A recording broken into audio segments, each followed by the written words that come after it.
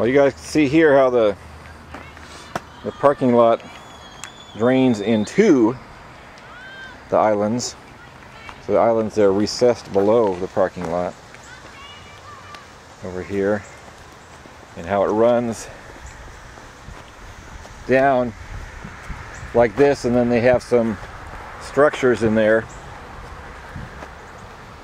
to slow the water down, reduce the velocity of it. So they have those, what do we call them, stones, dams there. And then I'll show you down here. This is the little bioswale kind of area that drains down into, and they do actually have a drain on this if the water comes through there that empties down there, then runs across the grass to those ponds, and those ponds were actually here before this parking lot was built.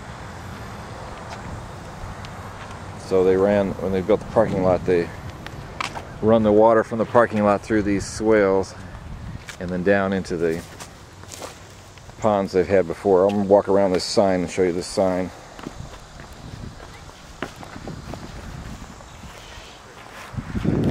So it says bioswales for water quality.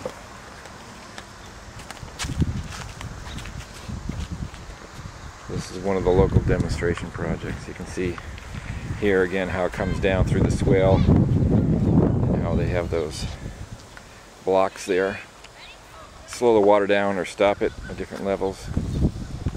Let it infiltrate, hopefully.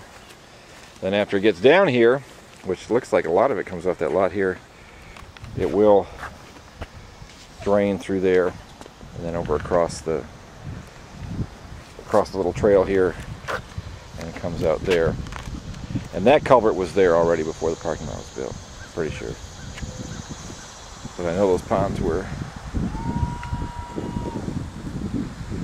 because I've been here many hundreds of times. These are the ponds, and there's no water in there now because it's been so dry. But this one here, they must have planted some stuff and let it grow as part of the bioretention stuff, because in years past this one just looked like that one, so it must be part of their system. My son and I used to come here and catch snakes. We found water moccasins in here.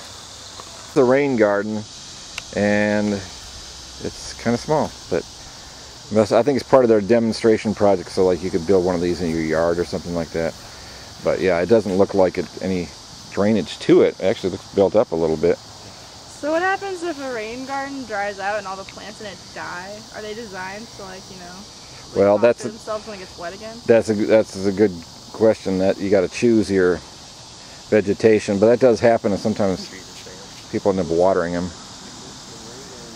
But yeah, anyway, there it is. I don't know what the structure is underneath there, what the drain structure looks like, or if there is any.